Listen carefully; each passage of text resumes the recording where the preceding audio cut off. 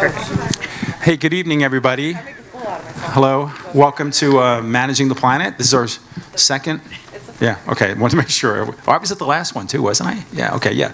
So this is our second Managing the Planet. We generally have 3 of these a semester. If you have not been here before, it's really just a conversation. And so what we do is we bring our experts from Colorado State University to come in on various topics. We provide sort of a very broad topic. They talk about their expertise and interests related to the topic. And then we just have a conversation. So I'll try to run around and get questions from everybody. And the person who asks the most questions gets free dinner. Really? Yeah, Diana's going to pay for the dinner. So I just thought I would throw that out there. Anyway, we like to get to know you. So when we come out and we bring the microphone to you, you can say your name and tell us what you do, and you have a plug. If you want to plug an industry or a business or something, no politics, please. Okay, so we'll just sort of talk about what you do. We don't really care about. Anyway, all right. Anyway, so tonight we're going to talk about women in sustainability, specifically related to the Sustainable Development Goals from the United Nations, and we'll maybe talk a bit about some of those big issues, and I'll have some comments about that before we start. But the key thing with SOGIS is that we're sustainability. We're the hub for sustainability on this campus, and we have lots of events. And the way you find out about it is you get on our mailing list, right? And so if you're not on the mailing list, it's right over there, and you can just sign up, put your name and your email, and we'll reach out to you, and we'll send you all the really good propaganda that we have about sustainability. Okay, so that's the first thing. The second thing is we have events coming up that are of interest to most of you, I think. October 25th at 4:30 in Johnson Hall, Stephanie Mallon's book launch. Nice. There we go. All right. Building Something Better, Environmental Crises and the Promise of a Community Change. Now I don't even have to plug it. Well, you can get, you're going to autograph the books though, right? Okay, that's what we want. All right, so we get those, everybody. So make sure at that. That'll be fun. November 25th at 6 to 7 p.m. In downtown Fort Collins at the library. The Antarctic series, those lectures, if you've not been to them, they're great. So if you ever really want to see some great science, you go to that. That's a phenomenal series. Dr. Ted Scambos, Recent Scientific Advances for the International, Diana, help me with this, Thwaites Glacier collaboration. I have no idea what that means, but go. Okay, okay. Okay.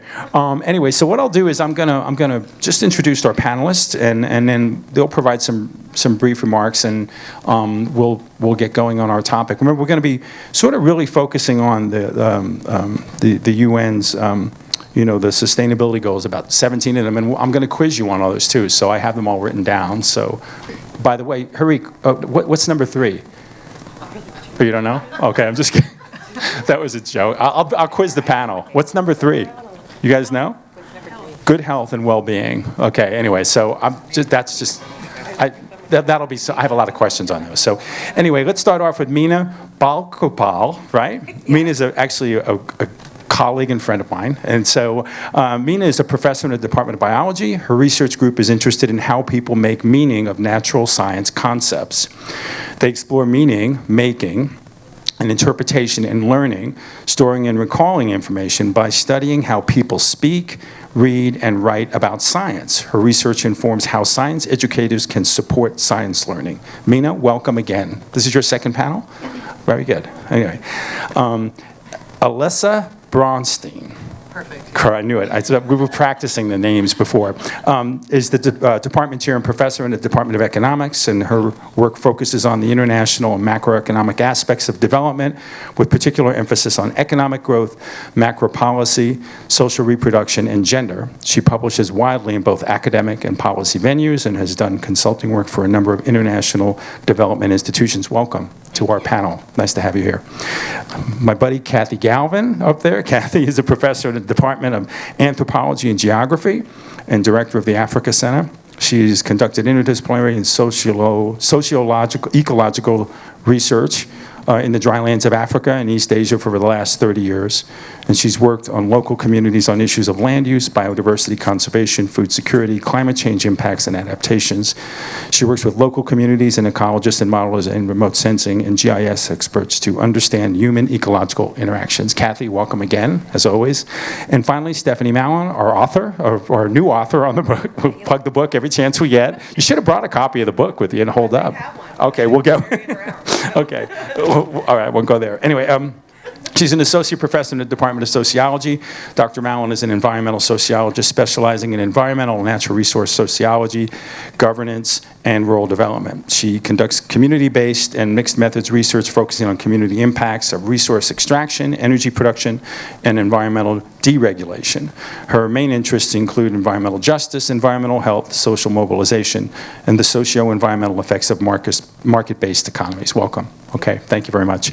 Okay, so what we'll do is we'll start off with some opening remarks, and then we just open it up for questions, okay? So, and I'll run out to you, and we can start our discussion. So, Stephanie, since I went right to left, I'm going to go left to right on the way back. So maybe just give us a brief sort of overview of what you're working on now, and kind of your take on the topics. You have to just push in the middle there.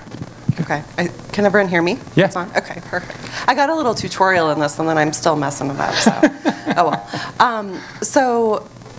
Just to give a little more background, I study extractive industries and their environmental justice and health impacts. And so I'm the co-director of the Center for Environmental Justice at CSU, and one of the big findings and outcomes related to environmental justice is the role that women play in mobilizing activism around environmental injustices, right? And it doesn't necessarily have anything to do with anything essential about women, right? It has to do with the roles that women are often socialized into as caretakers within many of our societies, right? Caretakers of small children, caretakers of elderly populations, or also working in occupations where often caregiving is part of the role, right? With job sex segregation, things like nursing or teaching or those kinds of roles. And because of being in those roles, women will often see. Oh, it's you. Okay. I was like, I must be messing this up. No. Women often see the health impacts of environmental contamination first, right? Because they manifest more quickly in children and elderly populations than in other populations. So, for example, if there's industrial contamination and water's been contaminated and there are cancer clusters or birth defects or stillbirths that are related to that, women are often in the positions to notice these things first and connect those health issues with environmental injustices that are going on. So they've really oftentimes have led, along with communities of color, people of color, have led the environmental justice movement, which separates it quite a bit from kind of mainstream environmental activism that we might be more familiar with. So in my work, I've become very interested in the roles that women can play in those spaces, right, as we talk about environmental justice, but also issues like climate crises and climate justice, and how this relates to things like the Sustainable Development Goals, and how important it is for women to be in positions of economic, social, and environmental power, right, and be able to have agency in those situations so they can continue to resist the structures that have created some of these enormous systemic problems and build something quite different for all of us. So that's my interest and some of my expertise for today. Was that enough? Thank you very much. Thank you. Kathy. I didn't. Everybody has their own mic. Pardon? Everybody has their own mic, I guess. Can you hear me? Yeah.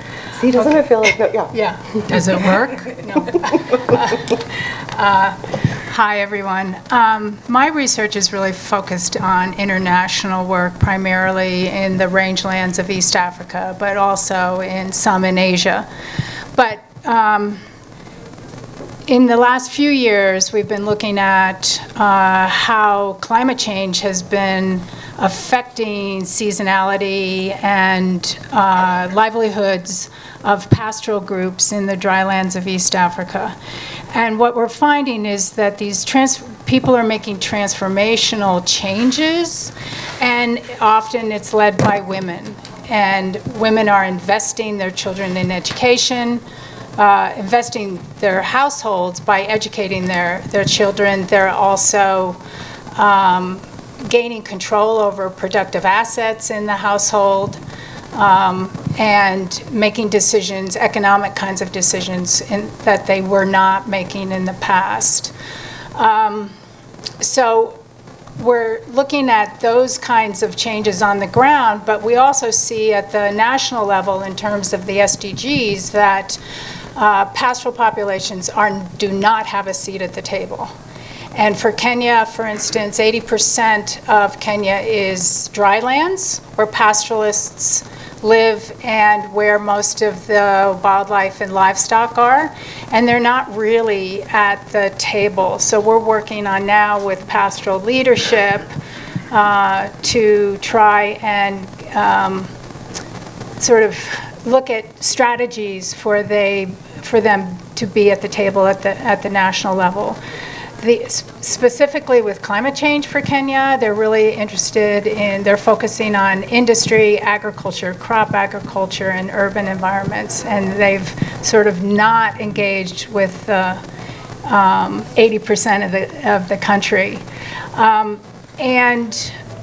This has really important implications for people on the ground, their livelihoods, and to be able to address the SDGs. And we find that very often, regardless of where you are, sort of marginalized populations like pastoralists are not at the table, and decisions are made at national levels for SDGs that do not incorporate local peoples. So we're working on that. But I also, one other thing that I've recently done is been a lead author of the Intergovernmental Science Policy Platform on Biodiversity and Ecosystem Services. And in that, we've tried to incorporate other values and understandings and knowledges rather than just plain science, and particularly natural science. About half of the scientists that were looking at were part of the global assessment were social scientists, and a large number of women there. So this idea of getting other kinds of values other than sort of very Western values associated with natural resources, we hope has been incorporated, well, it has been incorporated in that, and hopefully people will take it to heart in terms of making policy, especially associated with the SDGs. Great, thank you, Kathy. Elissa? Oh, yeah, sorry. I got my own. We all think there's one microphone. Elissa Braunstein, thank you for inviting me here today. I am an economics professor at CSU, and my sort of primary identity, I think, is as a feminist economist, and I'll give you the sort of cocktail party explanation of what that means.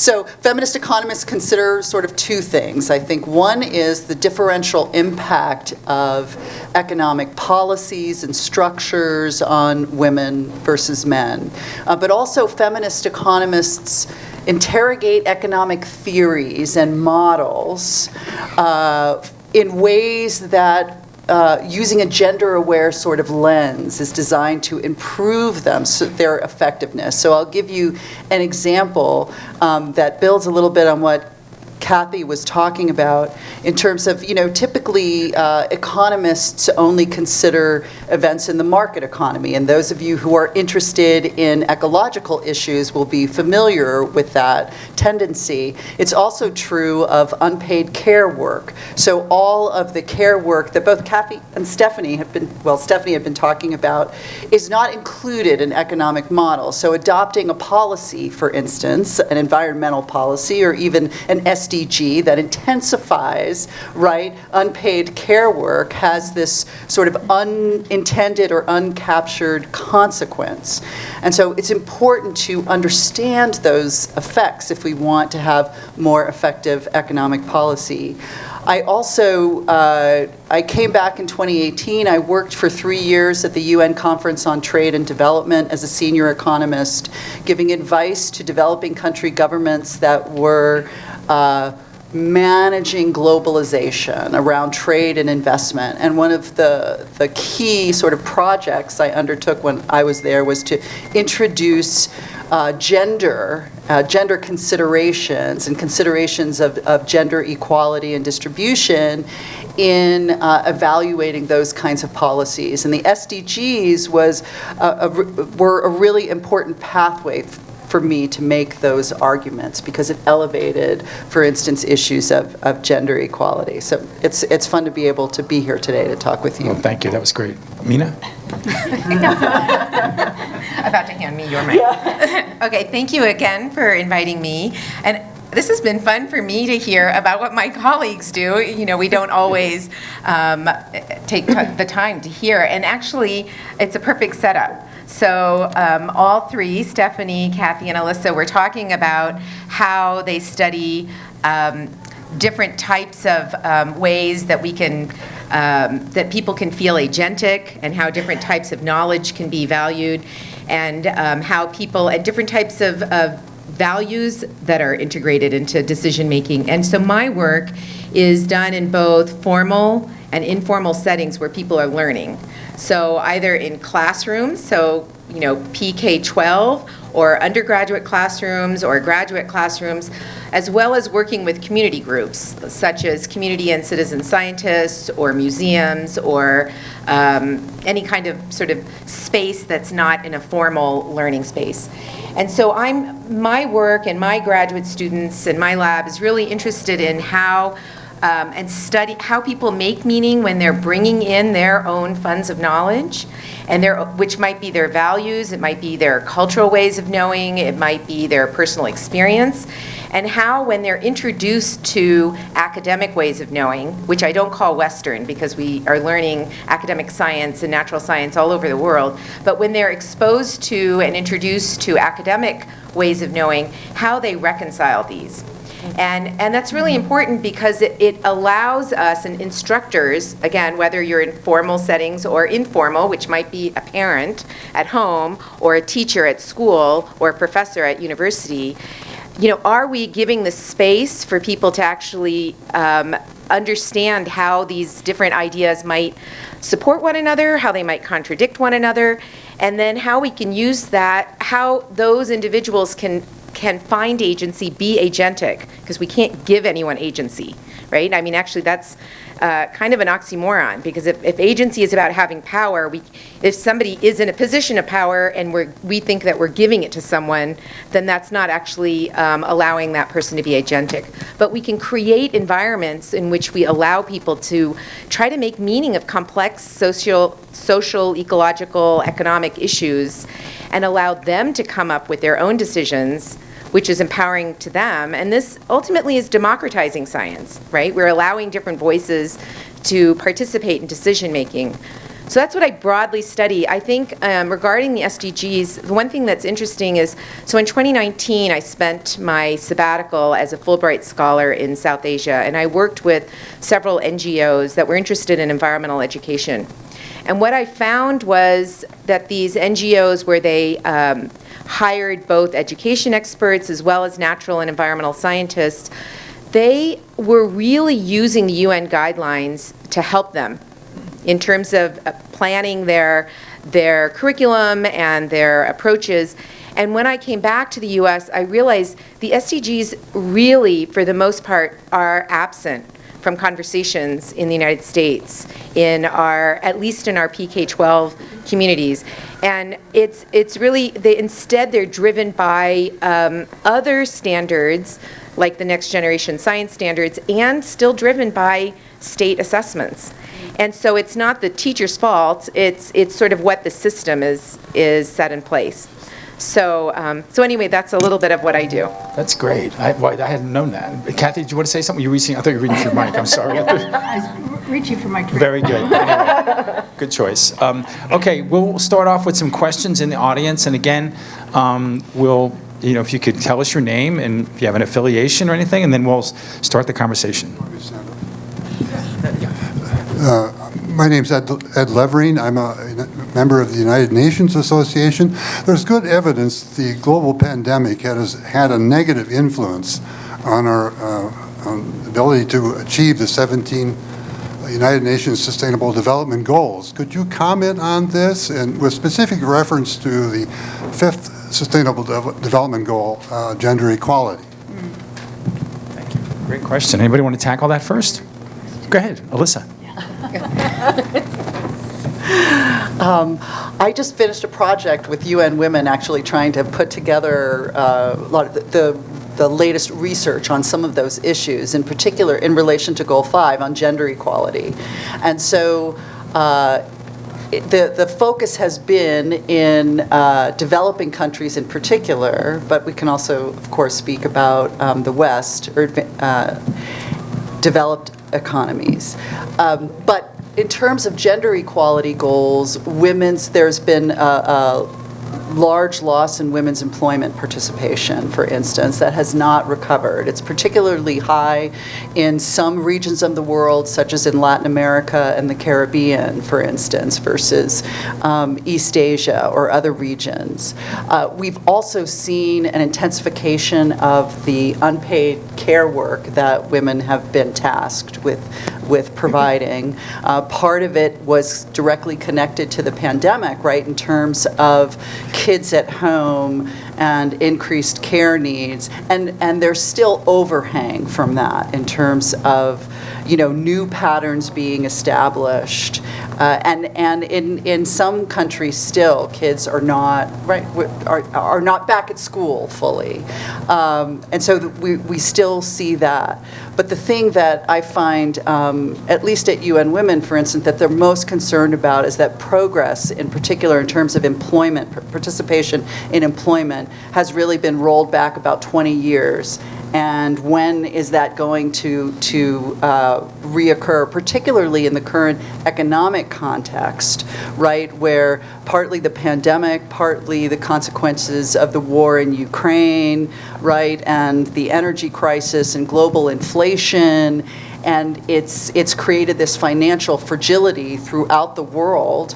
And so national governments are considering austerity programs, for instance, to address inflation as well as spending during the pandemic. And so in countries where, unlike the US, where we can talk about that at another time, where we could basically print money, right? But not even the UK can do that, if you've been following what's been happening recently. So those are serious issues, and this financial fragility, I think, is another piece that I'm particularly worried about that may worsen the impact of the pandemic. Okay. Any others? Comments or Kathy? Yeah. I want to give a hopeful view. I think, at large scale, all kinds of negative things are occurring, but women are actually speaking to each other, I think, in some instances more. Mm-hmm. And I see that in Africa, there's an organization called Women in the Environment, and they're not seeing each other necessarily in person, but virtually they are talking to one another, supporting one another, and these are women who work in in conservation in Africa, and basically have said the mainstream view of conservation is over as far as they're concerned, and it should be over, and it's women actually supporting each other in conservation, and they may or may not have a job right now, but they're actually determined to learn from each other. So I think there's networks that do occur, and I don't know if it's necessarily a response to the fact that COVID has basically shut the world down for a while, but it may be.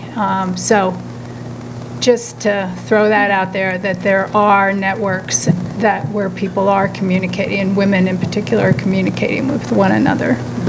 I'm going to jump in and bring this a little closer to home, because I think it's not quite related to, it's not directly related to the SDGs, but in terms of how COVID has impacted women.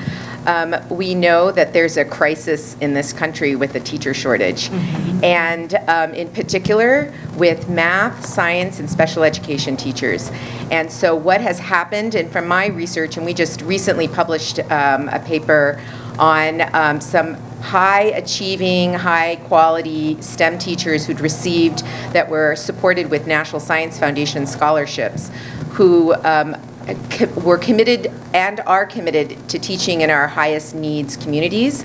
So communities like rural communities, inner city schools, schools with high teacher turnover, high free and reduced lunch populations, these teachers are, and these are considered our best teachers teaching in the high-needs schools, are really, there's a concern that they're going to be adding to this, exodus of teachers in our schools. And so, again, if we can't, and a lot of these teachers tend to be, I don't have the numbers, but tend to be women.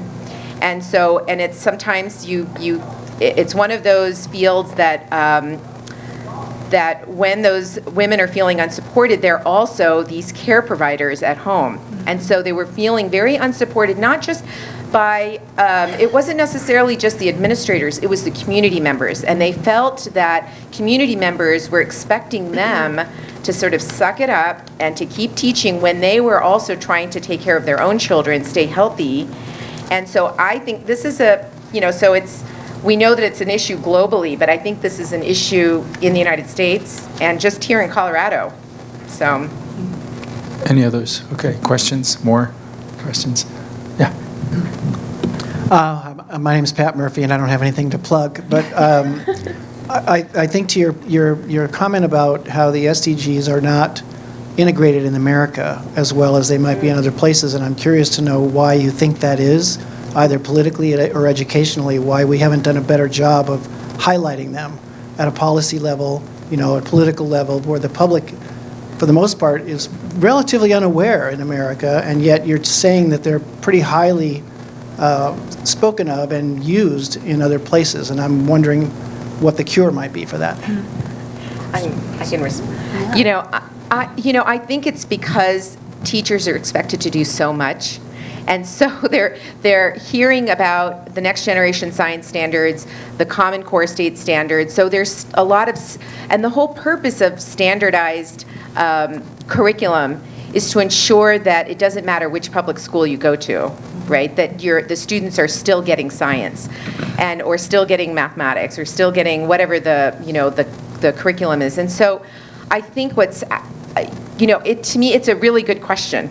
But I think it's that teachers are already feeling so overtaxed and underpaid that feeling, and to be honest, the way that teacher tenure is in a lot of states is they get their tenure and their promotion based on their student performance.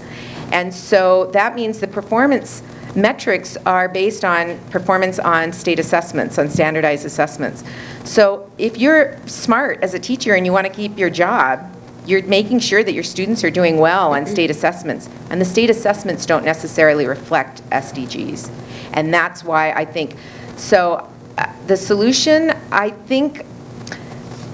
don't know, I think it's that we all need to just keep bringing this up. I think, community members need to ask, departments of education, the state departments of education, and our, local school districts. Why aren't these here?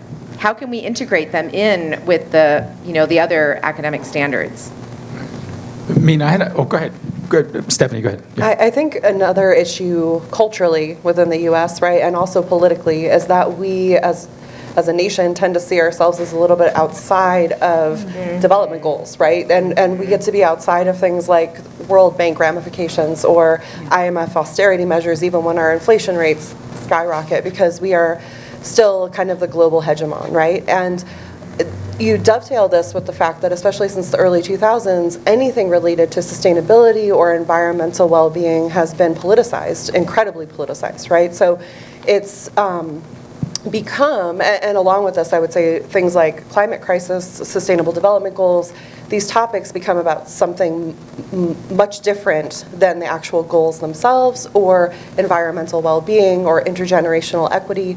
It becomes very politicized and the conversation becomes something else, right? So I think it's partially seeing I'm not saying every one of us, but as a cultural milieu, right, seeing ourselves as separate from these global goals. If you look at the U.S.'s behavior at the Conference of Parties, right, the annual climate change conferences that go on, we consistently don't line up with, and under Trump's administration, of course, pulled out of the Paris Accord or the Paris Agreement, right, in a very symbolic gesture of standing apart from those kinds of efforts. And so I think the solution is to depoliticize environmental issues and try to kind of reintegrate this idea of them being issues that are not about that are about the well-being of everyone, right? And future generations, and not about Republican, Democrat, Independent, what have you. But then also starting to see the United States as part of a global community, right? And hopefully a leader in that, rather than the outlier who's kind of antagonizing everyone else in terms of climate change. Any other comments? Okay, we have a question over here. Thank you. I'm Martha Denny. I'm interested in a couple things. I was just thinking too about the sort of the idea of the UN has become almost radioactive, in certain populations, and I'm wondering if that isn't part of the reluctance of educators to take on one more polarizing concept when they're teaching. One of the questions I have has to do with the World Bank, and I mean, we know that, I started getting involved with this in the 70s, and it was not until the 90s that the World Bank came out with a statement saying that the single best investment in development was the investment in women's education. And it's still, it's getting a lot of publicity now. But I'm curious to know if you know how the World Bank is doing in terms of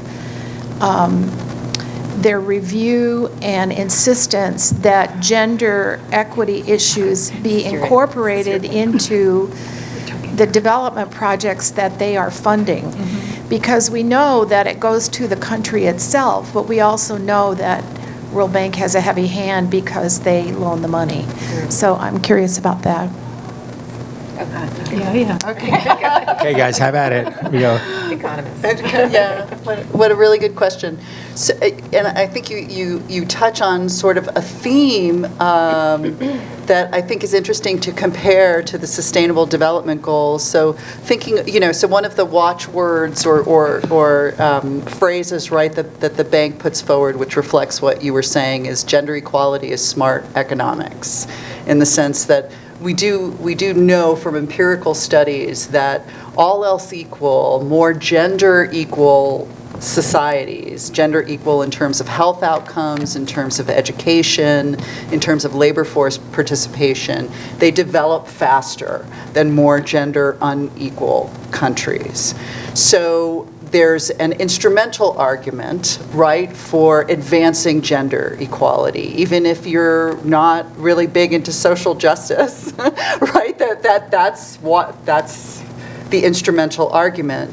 But it's also met with a lot of criticism in the sense that, okay, if we can all agree that gender equality is smart economics, how do we implement that gender equality? And for the World Bank, in practice, in terms of development policies and programs, it's really been about bringing women into the market, right? So enhancing their access, say, to finance, or enhancing their access to education. All of these things are good, but bringing them into markets that are already structured in ways, right, that generate the development problems in the first place. So in the big criticism is that it's ultimately about expanding the scope of markets and including women in those markets rather than transforming gender relations. So you also talked about the programs that they introduce and to what extent are sort of gender equality goals, do they characterize those programs? And they're, as I'm sure you're aware, throughout all international organizations, right, there's this at least on paper, right, this commitment to gender mainstreaming and to, right, evaluating the gendered impacts of programs, whether or not it's central. And so I guess I'm not sure about the answer to your to your question. I think that there are many economists at the World Bank who do really value gender equality for social justice reasons, as well as believe in its instrumental value, that it's better economically as well as socially. But I think that there are institutions and structures at the World Bank that elevate things like lowering budget deficits, for instance. You see this at the International Monetary Fund too, right? When you actually do take out a loan, what takes priority, right, in terms of the economic goals that then enable you to renew that loan. So I would say the bank is much better than it was in the 1990s, when or the sort of height of structural adjustment, but that it's not a sort of beacon for gender equality in the global economy. Stephanie, yeah, go for it. I just want to add to those brilliant observations. I think it's very important to recognize that, like Elissa was saying, right, there are, if you're taking out a loan from the World Bank, right, typically, and it's not perhaps as bad as it was in the 90s, but there's been some very interesting ethnographic work done on the World Bank, right? There's a book called Imperial Nature by Michael Goldman in particular that's a little older now, but still very valuable in that he was able to do 2 or 3 years of ethnographic work as a staffer in the World Bank. And was able to observe that about 80% of the staffers working for the World Bank had gotten their educations at about the same 10 institutions and learned neoliberal economics as the norm, right? This is just the way things are. And for those of you who aren't familiar, we live in neoliberal economic kind of beacon in the US, but it's all about privatization, deregulation, especially of environmental and labor laws, making things as business friendly and market friendly as possible, right? So the definition of development becomes neoliberal economic development. And the structures or the adjustments and the structural adjustments that are attached to these loans are to make your nation state as neoliberal as possible, right? So to get rid of regulations in certain areas, to open yourselves up to export as much as possible, all of these things that are kind of the central tenets of neoliberalism. And one of the outcomes of that, as Elissa very smartly said, right, was that women have been excluded from those power structures and continue to be. So the fight for gender equality or equity has to work even harder, I would argue, within that set of contexts, because markets are seen as the ultimate answer, and human development is not seen as being at all a concern, right? It's all economic development. And so and apart from that, correct me if I'm wrong, but I believe the World Bank coined the term sustainable development, correct? Or at least instrumental in, and I believe that's the case. I'm not positive about this. People are nodding their heads, so I'm But the World Bank has immense power in terms of knowledge creation and so essentially they've greened neoliberalism, right? They've created this idea of public-private partnerships and how progressive it is, but really they've just carved out spaces for multinational corporations to operate freely across the globe. And given that it's within this economic set of economic structures that have not paid attention to things like unpaid labor or reproductive labor, it's a little, I would argue that more distributive and regenerative systems are what's needed to actually recognize those kinds of labor and build non-neoliberal capitalist systems that are the core of solutions, I would argue. Great. Kathy, do you have something? Yeah, which brings up the question, to what degree do the SDGs and like the biodiversity and ecosystem services, those UN assessments, actually buy into the World Bank kind of view versus incorporating different values and more human development rather than economic development. And I would suggest that they are attempting to move towards the human development side of things. Whether the IMF and the World Bank are actually taking them up in any way, I do not know. But it sounds like it's kind of antithetical to what where they're going, where they've come from. Yeah. Okay. Questions? Got a question back there. Okay. Run back.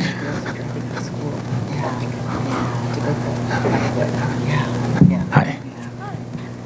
Thank you. I'm Elissa. My question kind of builds off the last one, but I'd love if you could talk a little bit about the role women might play in sustainable corporate business transitions and moving towards a more circular economy. Good question. I don't know the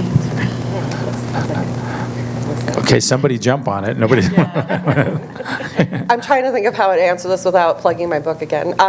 Because we in the research we were doing for our book, we were looking at where are where are cool things being built, to be totally just simple about it, right? Like where we have all of these, I teach environmental justice almost every semester. I teach water and social justice. My students are so depressed by about week 6, right? That I was like, we need to tell the stories of things that are going on that are actually hopeful. And doing kind of this systematic scan of what's going on the ground globally, but especially within the US because of the questions we were asking, women are at the forefront of a lot of the efforts at the community level and organizational level, and this relates to what Kathy was saying too, right? Women are at the forefront of building systems that look different, that are more distributive in many senses, not just economic, and are more regenerative, meaning that we're not just not doing harm, but we're actually healing and making better some of the damage that's been done under colonialism and industrialization for the past 150 to 500 or 600 years, right? So I think that there's a real need to look at the different models for development that are going on and what that might look like in the corporate sector as well. And having this idea that Kate Raworth is an economist she's an Oxford economist. She did development for many years and has a really cool idea called the donut economics, which is all about how to get into a just and safe space for humanity that doesn't overshoot ecological limits and doesn't fall beneath social foundations, right? And I think it provides a really cool framework that can be used at multiple scales. Communities, cities, nation states are using it to try to figure out how to actually get within that space, right? How to build these more distributive and regenerative systems.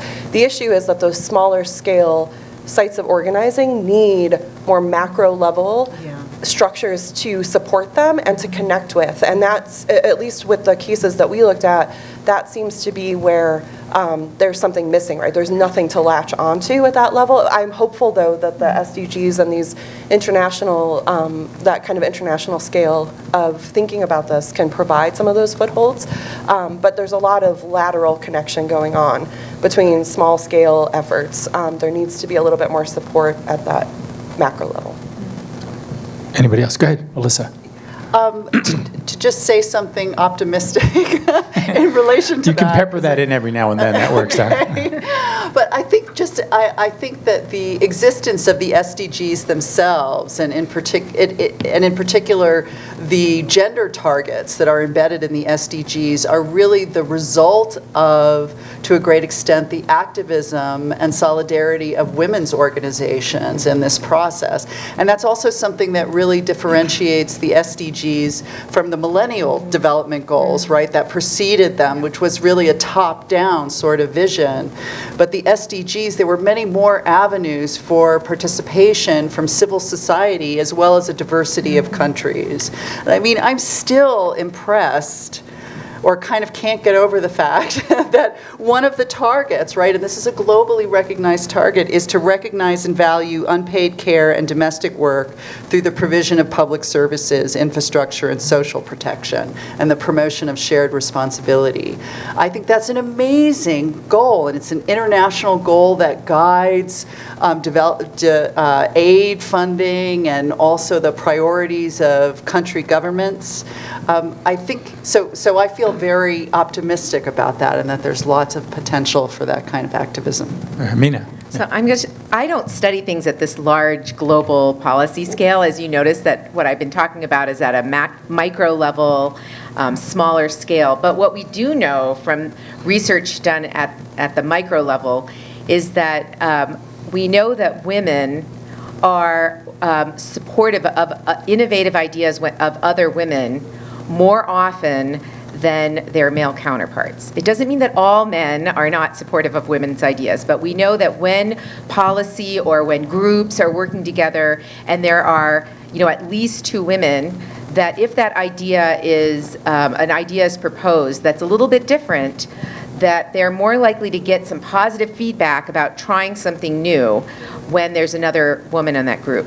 So, I mean, in one sense, it's also about just diversifying who are the policymakers and ensuring that we have diverse voices and identities, maybe not just of women, but people with, different worldviews and different experiences, different ethnic backgrounds, whatnot, that are in these positions for these, defining some of these macro level changes that my 3 colleagues are talking about. Okay. Anybody? Okay. We have a question over here. Hi, Gunnar Splottais. I'm a professor at CU at the Mortensen Center for Global Engineering and also in the Master's Environment program. And I teach development economics, and I teach also performance indicators, which is basically sustainability indicators and metrics. One of the exercises that we do in our class is to go through the SDGs with a fine comb. We go through this exercise and we find in the end that you have 147 different indicators that countries are supposed to report on. And countries don't even have enough money to report their GDP, for Pete's sakes, right? So we present this as a problem. And so in a sense, the question is, do you see that as the SDGs are great in the sense that they have evolved from the MDGs, and yet at the same time, is it its own worst enemy? In that we have so many indicators, and would we be able to bring that down? I posit that question to them all the time. I'd really be interested in hearing what you guys have to say. Okay, Kathy. Well, I've looked at the SDGs and what Kenya is doing, for instance. Well, first of all, I'd like to make the point that oftentimes when you're addressing one, you're addressing more than one because many of them are so related.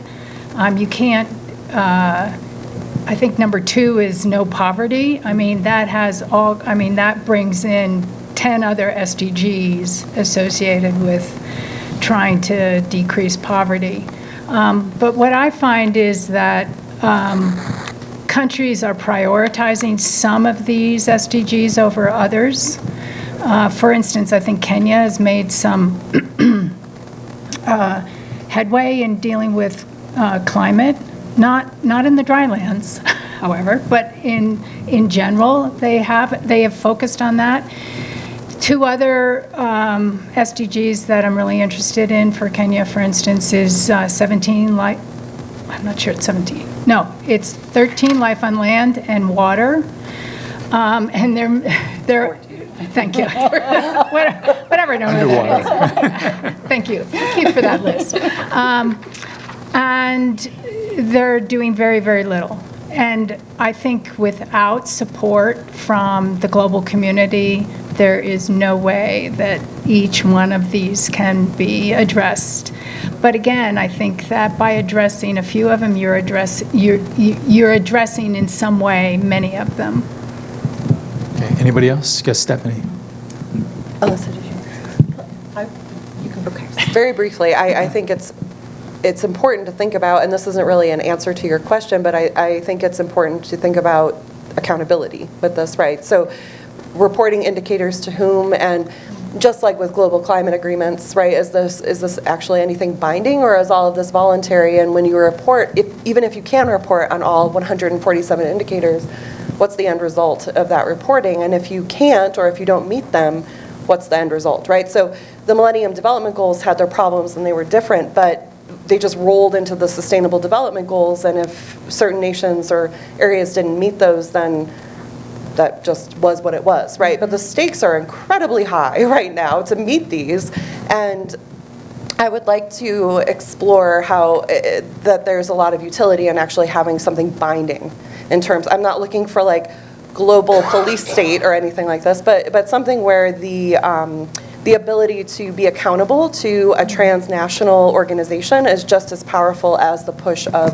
multinational corporations to go in the other direction, for example. Elissa. Yeah. Oh, wait. Oh, I thought he was calling us, but I was going to say, Elissa, something to say. You had. Thank you. Yeah. So this is a really important observation and criticism of the targets and the goals. It's a lot. I think it's also a strength, right? That it's a lot. It's a lot partly because it's a more inclusive, right, wider-ranging process. But I think it's also a good thing in the sense of raising the bar for data. Sometimes, especially right as economists, the questions that we ask are often limited by the data that we have or the data that we don't have. And so, for instance, the elevation of unpaid work in discussions around gender equality and economic development have been central to the increase in time use studies across a variety of countries to better understand how people spend time. And to then create better economic and social and environmental policy. Time use studies are expensive, but having them as part of the SDGs also attracts funding and creates global norms around statistics, and maybe creates another couple of lines in the statistics division, in the national government. I mean, these national governments and developing country governments also spend a lot of money tracking GDP. They're not as big as the United States, in terms of the statisticians that they have doing this work, but certainly resources are devoted to that. And so I also see this as a longer-term agenda setting for data collection that will enable us to improve, sustainability overall. Okay, great. We have one question here. Thanks, Jane. I'm Wally Jacobson, concerned faith person of faith with an environmental background. I'm hearing a lot of discussion about economics and things relating to, national policies and what's important economically. But underlying a lot of this discussion, I think, is, well, what's going on with your sustainable development goals regarding education and also reproductive health education? Those are, to me, closely connected. I assume they're in there somewhere and very important. And so what are the characteristics of the work that not only governments but non-governmental organizations are doing to help in those areas, and what do you see as being effective, and roadblocks, how's it working in terms of getting those things, education, reproductive health, dealt with as the train passes by? Which one is it related to? Yeah. Okay. I have my little cheat sheet, so I can start off. I'll let the train pass by. They're just bringing coal down from Wyoming. It's okay. Right, no big deal.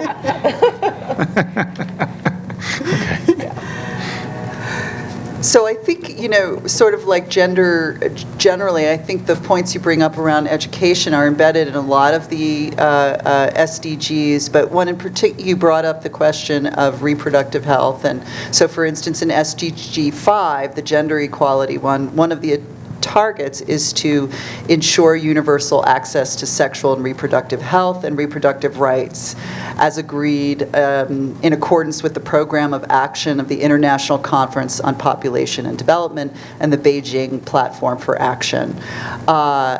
And so it includes review of country laws and regulations that guarantee full and equal access to women and men to reproductive health care, information, and education. So this is also, I think, an important example of the politicization, of the SDGs, and thinking about the United States and the extent to which we do participate or teach about the SDGs. So it uncovers a lot of issues. Do you want to follow up on that? I was just going to add that we know, there's plenty of research showing that, as we increase literacy rates of girls and women, that it's directly correlated with a decrease in their reproductive, rate, right? So and that's also, I'm jumping here a couple steps, but if that literacy includes financial literacy, then they're able to participate. It's not just knowing how to read and write and how to be in charge of their own health, but also to be members of, sort of that whatever market economy. And so, and when we've got countries where girls are dropping out because just for cultural reasons, the family says, all right, you've learned your basics, you need to drop out so that you can help us collect water and firewood. And it's sort of, this is a big issue where I think the SDGs, Elissa pointed to, I don't remember which one it was, that talks about reproductive health, but I'm just putting in a plug for any kind of literacy, right? Right, okay. Anybody else? SDG 4 is quality Okay. education. All right, yeah. Great, we have a question over here. Do we have in the United States a champion for the SDGs, who's charged with promoting them and integrating them into our economy, our politics, our government, our education? And if we do have one, I'd like to know who it is. And if we don't, has there been anybody or any effort to engage the first female vice president of the United States in this effort to try to have somebody to advocate for something that we obviously signed on to? And I'm claiming ignorance. I really don't know if we have someone who, is it John Kerry? Is it, who's charged with coming back? As it sounds like other countries must have their own individuals who have championed this effort in their own country. And do we have one in the United States? And I really don't know the answer, so. Sounds like it should be an ambassador, right, or something, I would imagine, ambassador. Anyway, I think it was Stephanie who brought up the word development, right? That the United States doesn't see itself as a developing country, and so, but, and I'm thinking, why is it that, there are all these conferences in Europe and whatnot? I'm thinking part of it is that these are the former colonizers, right? Who are, so it's the colonies and the colonizers who, and the United States does still, I think, has an identity crisis, and we don't recognize that we have colonies. We have colonies and we're not, And we're a settler colony. Yeah, we're a settler colony. We have, we don't know how to talk about Puerto Rico. We don't know how to talk about some spaces that are sort of American but not. And so we haven't owned up to that. So, but sorry, this is just a little opinion there. Good, Kathy? Yeah. Yeah, I think with the SDGs, Stephanie's absolutely right, is that the U.S. has considered itself, well, that's for them, not us. But there were U.S. scientists developing the SDGs, and I think actually getting online and figuring out who they were. They're probably, well, I'm sure they're a real small minority because this was a UN assessment, so they bring in people from all over the world. But nevertheless, there'll be some key U.S. scientists that were part of that endeavor, and even the sort of the new iteration that is now out there. So, actually, kind of looking online and finding out who those Americans were. I don't see anyone in government, our government, actually taking a lead in this at all. Yeah. Okay, we have a question over here. Oh, go ahead, Stephanie, you have a comment? Just Yeah. to add to, from a sociological perspective, right, it would be really vital to not just have like a czar of SDGs, right, but essentially have that at multiple scales so that you're looking at community approaches, because when we look at climate responses, right, a lot of that is going on in municipalities, cities, states, right, so the importance of having that at multiple policy levels, I would say, instead of just kind of, SDGs by fiat from the top.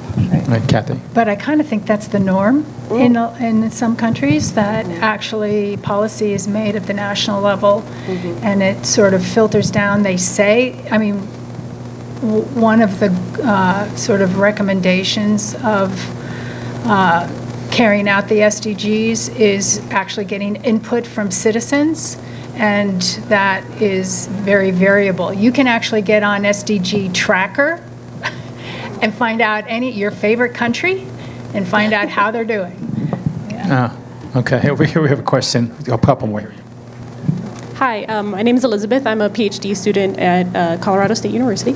I study ecology, but I wanted to see what your opinions or thoughts are about the fact that while it is notable that our SDG number 4 targets gender equality, a lot of the conversation tends to center around men versus women, and what is the role that non-binary individuals or community identities could play in this development goals.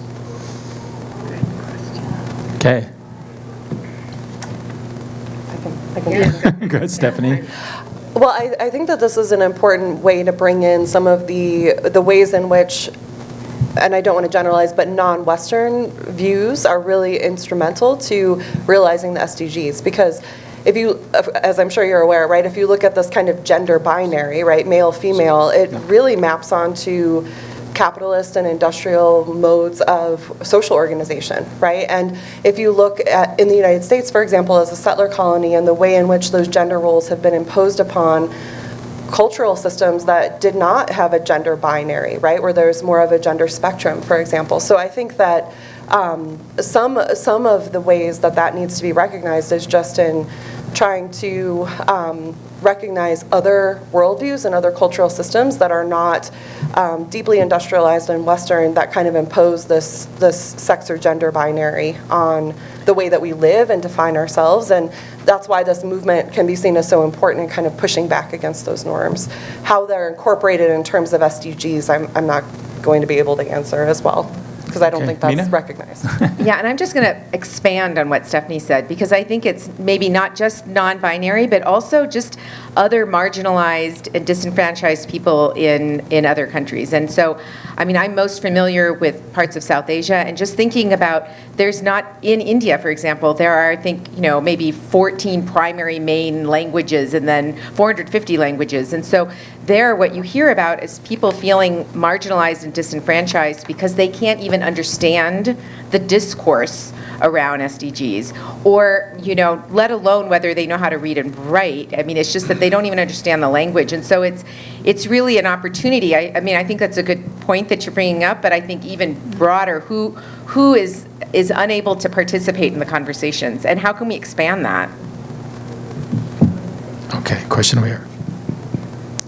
Well, this was touched on, but maybe I'm just coming at it in a more blunt way, is can we talk about that which cannot be talked about, which is population control, as a critical environmental necessity, I guess, to preserve the environment? The fact that developed countries are using disproportionate amounts of natural resources. Poorer countries may not be using disproportionate amounts of natural resources, but they may have more people to share. I don't know. I'm just curious about how that's being thought about within this SDG context. Population control. Yeah, go ahead. So I think this is a vital question. I teach a course where we spend a couple weeks talking about this very debate, right? If it's population control, somebody like Paul Ehrlich, right, population bomb, way back would say, this is the solution. But I think, and what my students end up coming to the conclusion of throughout every semester I've taught this course is that it's really about consumption, right? I think as you alluded to in your question, right, it's not numbers of people, it's the amount of mass production and consumption that has especially taken off since the end of World War II. And if you look at countries like the United States, we've had policies in place to encourage that, very much so, right? We have become a mass production, mass consumption kind of, that is what the US is all about, right? And the goal was to keep the wartime economy chugging along so that we didn't see a deep recession. So I would argue that population control has a whole host of intended and unintended consequences, and they can be deeply white supremacist and racist, and that the concern here is actually consumption, right? And the amount of resources that's being consumed by what is a very small, essentially a very small and elite segment of the global population. Anybody else want to go, Elissa? One more. And just adding a little bit to that in terms of how we understand consumption and production, I think it's also important in terms of population, for instance, to consider that when we think about production, we tend to think about sort of manufacturing and industrial production.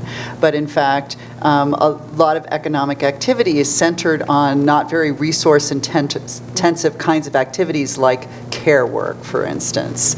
And so in terms of thinking forward and thinking about the type of consumption that we do and the type of production that we engage in. And I think that sort of oversight partly reflects the sort of gendered nature, right, or the focus of economic theory and production. We tend to think in those terms, but there are much less resource-intensive production, not only in terms of level of development, but also just in terms of the activity.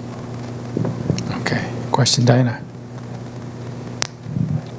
I want to go back to the gentleman that mentioned what can we do, or who's the czar for the SDGs in the United States. And this may be erroneous, this is not fact-checked information, but the land-grant institutions are supposedly supposed to be going forward on SDGs, and many of them are. Many, by my count, is 3 so far that I've looked, but I haven't checked all states. Okay. So going with that, if the universities are supposed to be, or should be, or we want them to, consider the SDGs as something that people should know about, and we should think about the goals and the targets of moving towards a better world, what would you all see, each one of you, is an integral part of courses that students should take? I mean, we don't have a way to guide them to looking at these, as far as I know.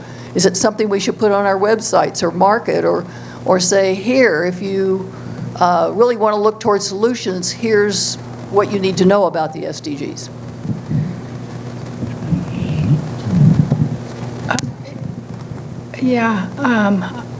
I'll give a stab at that. I think all of the above, you know, in the sense that students should get it in the classroom. It could be just a piece of some class, for instance, on environmental justice, or I teach human environment interactions. I mean, you could have an entire class associated with it, but also having more fora like this, discussing them, and interacting with the community in ways that, so that understanding what they mean and for communities and what can be done possibly should be there. Yeah. Okay. Meena? Yeah, I don't teach any classes where it's necessarily explicit, where it would make sense. I teach a large undergraduate evolution course and share there's several instructors, so we sort of agree upon the curriculum beforehand. But I do teach a graduate level course which upper level undergrads can take, and it's called Teaching and Communicating Science. And so what I do is I try to quietly sort of infuse sort of opportunities to discuss the SDGs without making it a conversation about policy per se. So, last week, for example, we were talking about communication style and different argumentation models. So there are different ways that you can develop a scientific argument. And we were comparing Greta's speech to the UN with Malala's speech to the UN, and dissecting the argument and talking about the different strategies. And in that way, I was able to, then say, okay, what are they arguing for?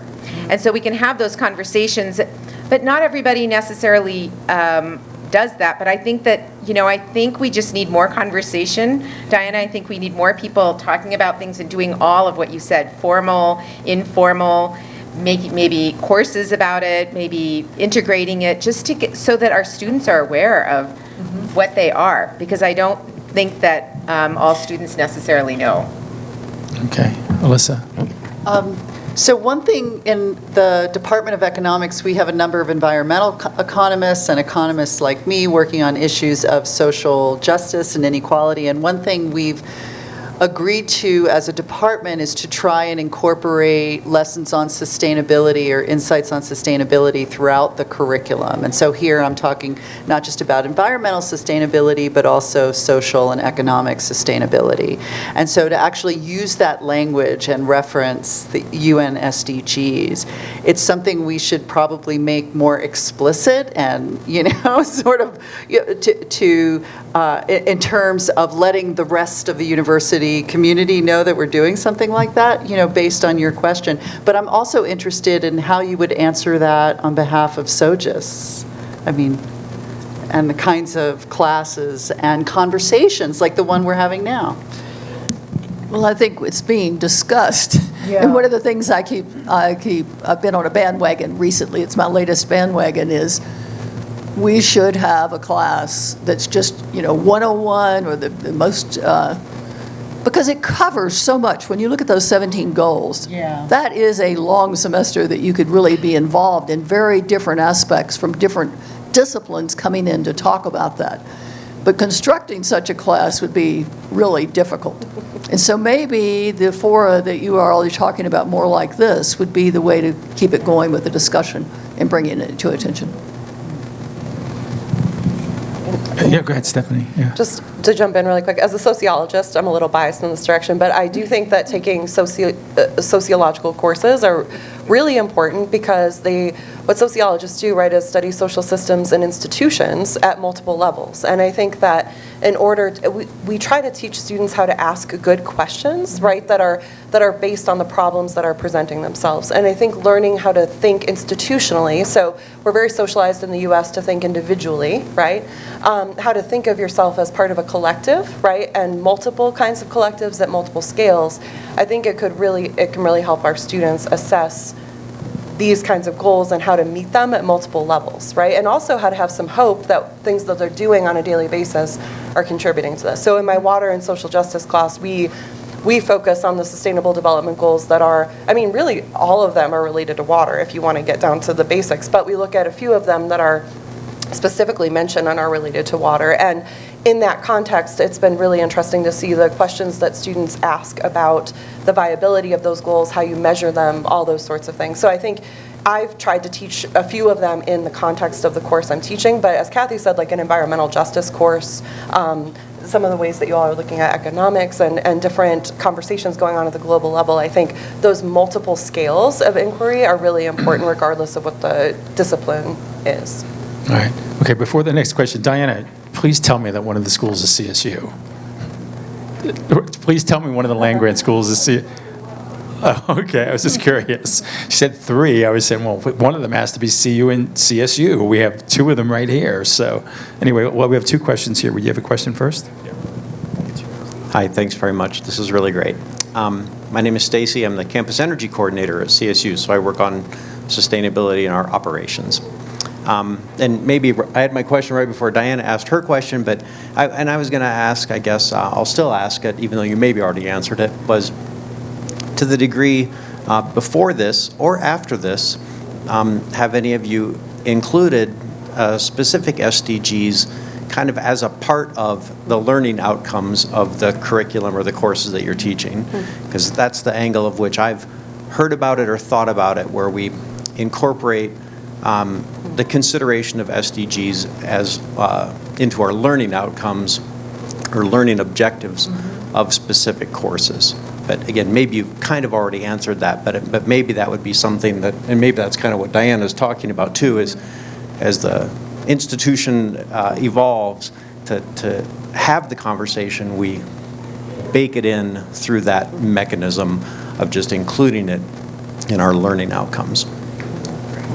Anybody? Good idea. Good idea. Everybody clap. Okay, we have another follow-up question. Here we go. I'm Terry Gray. I teach in the chemistry department here at CSU. And it's not really a question, but I just wanted to throw out, I teach a SOGIS sustainability course on electronic waste.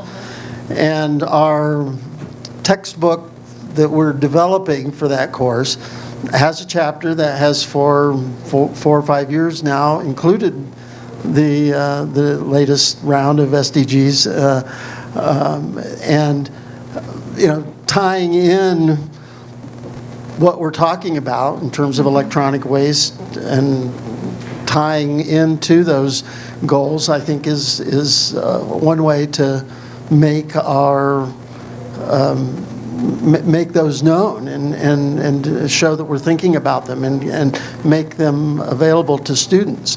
And while we haven't done the SDG specific thing, we recently had a grant from SOGIS for our general chemistry course, which is, I don't know, as unenvironmental as you can maybe think of as a course that affects a lot of students in their background. But we have 5 or 6 different environmental aspects, and it just has occurred to me now that, okay, well, why not bring in the Sustainable Development Goals there there as well, and make those environmental aspects much more explicit, so that, students are hearing about them. And we have a gigantic audience in our chemistry courses.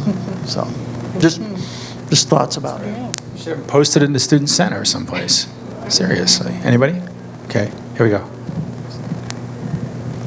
My name is Rebecca. I'm an undergrad student at CSU. So just thinking back to what we were talking about before about how the U.S. tends to consider themselves kind of like above the SDGs, like that's for them, not us.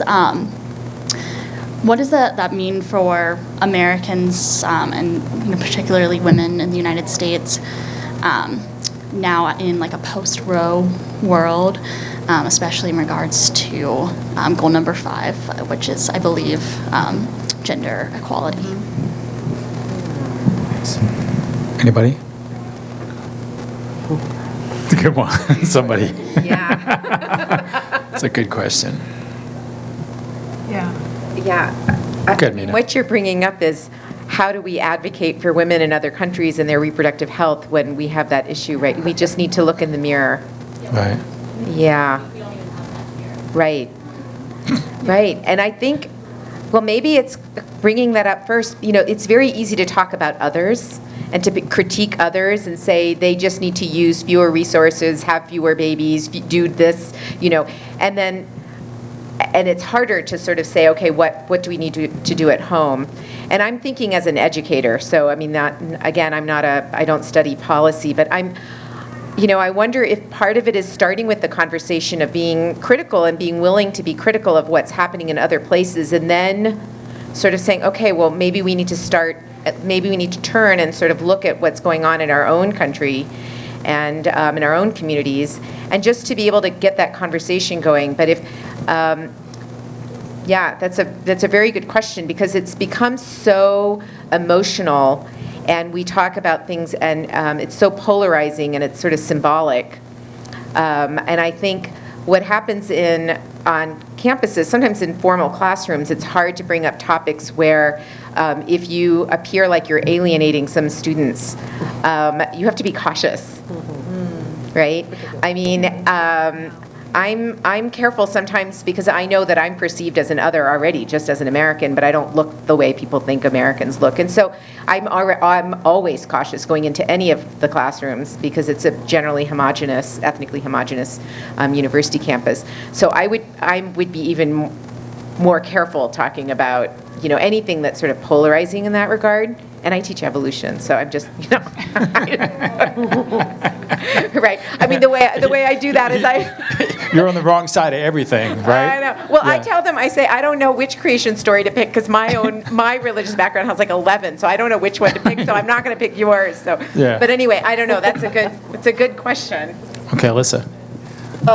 So when that decision came down, I was at a UN Women conference, and it was an international conference, and it was really instructive for me, because the main sentiment that was sort of expressed collectively was, the U.S. is a global hegemon, and its policies at home have a big impact on the potential for advocating for, sexual and reproductive rights in other countries. So it was perceived by most of the folks at this conference as a real setback for them, right, for the global agenda around sexual and reproductive rights. So it's another reason, right, it's one of the positive externalities of organizing at home. It doesn't just have implications for people in the U.S., but also globally. We remember the Bush years and the global gag rule around development aid is a really good immediate example, for instance. So it just even strengthens even more. It's not just about people here in the U.S. It has a global impact. Okay. Anybody else? I just had one question. I don't want to throw a wet blanket on this. Like, it's kind of been really energizing. I think you guys did great. But nobody here mentioned technology once.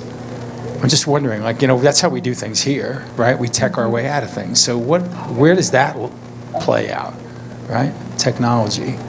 But we can fix it with technology. That's what they tell me in my job. Well, technology's going to fix it.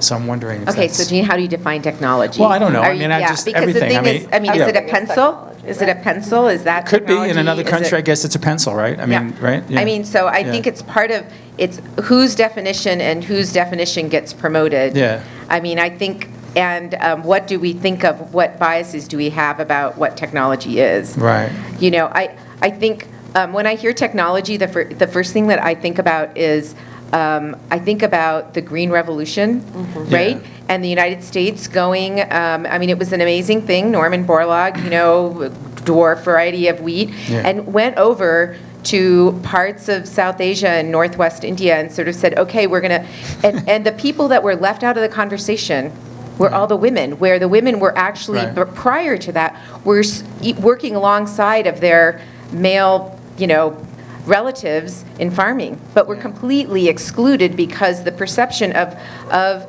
you know, these American scientists coming in was that the men were the ones involved in farming, and then that Right. completely changed the sort of the, you know, status of women in wheat growing communities. Mm-hmm. And so I don't know. That's why I don't know. I didn't mean to. No, no. What is technology? No, I think that's a great. No, I just go ahead, Kathy. I don't want to go down. We're going down the wrong road, but go ahead. It's fine. I thought this was like a really stupid question. Thank you very much. Male up in front, right? We know not to put the male up in front anymore. Go ahead. I mean, I think technology in the part of the world that I work in, you know, everyone has a smartphone except women. Well, that's what I was going to try to Yeah. follow up with. Yeah. So, you know, it might be good for some things and not so good for Right. for other things. But I think technology alone, without looking at the sort of environmental justice consequences of using technology and the social consequences and, you know, the trade-offs of who's affected and who benefits and all that. And I think a lot of technology is seen as sort of the answer without looking at the interactions of that among social groups and in populations. Great. So. Okay. Super.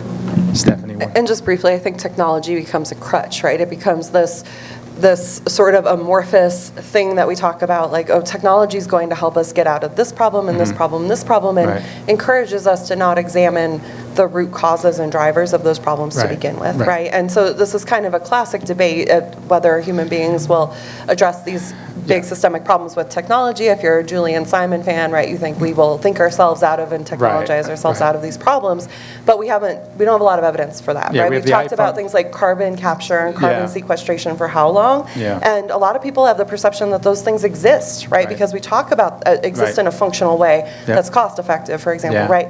But in essence, it gets us further down the fossil fuel path and further away from coming Right. up with solutions that are not Absolutely. related to that. That's a good example. So I was going to say, we have the iPhone 14, but we still have poverty, we still have racism, we still have sexism. Well, you know, got to figure something else out. So anyway, hey, you guys did a great job. Let's give them a round of applause. It was a wonderful job. Good job tonight, guys.